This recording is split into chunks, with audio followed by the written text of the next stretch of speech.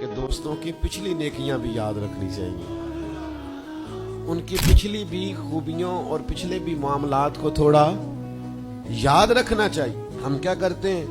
ہم کہتے ہیں جی اب وہ یہ نہیں کر رہا، بھئی تب کر رہا تھا نا، تو تب کی یاد کر لو، تب کی یاد رکھ لو، اس وقت کی آپ خیال کر لیں۔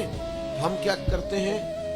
ہم 99 دفعہ کسی نے نیکی کی ہے تو ہم کہتے ہیں 100/100 چاہیے، آج بھی یہ کرے گا تو پھر تو قابل قبول ہے۔ تو اس سے کیا ہوتا ہے؟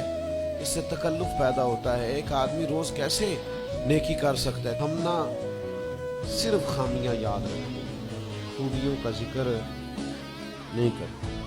اس کا نتیجہ یہ نکلتا ہے کہ ہماری دوستیاں تیزی سے ختم ہوتی ہیں، تعلقات زیادہ دیر پا ہوتے نہیں، چلتے نہیں۔ ہمیں کرنا یہ ہے کہ ہمیں اللہ کی رضا کے لیے دوستی کرنا ہے، اللہ کی رضا کے لیے لوگوں سے پیار کرنا ہے، اللہ کی رضا کے لیے اللہ کے بندوں کی باتیں سننی ہے، اللہ کی مخلوق سمجھ کے لوگوں کی خوبیاں دیکھنی ہے، اللہ کے بندے سمجھ کے ان کے اندر پائی جانے والی باتوں کو ہم نے اخذ کرنا ہے۔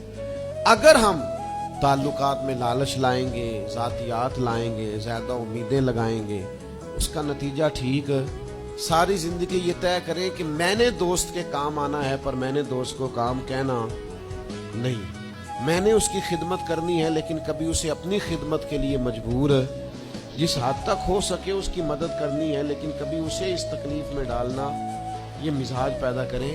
آپ کو اس دوستی میں روحانیت محسوس ہو، اس تعلق کے اندر آپ کو ٹھنڈک محسوس ہو، لیکن جب شائبہ ایک نقطے کا بھی ذاتی لالچ کا آ جائے گا نا، پھر اس میں ٹھنڈک نہیں رہے گی، اس میں وہ خوبی نہیں رہے گی جو کہ ہونی چاہیے۔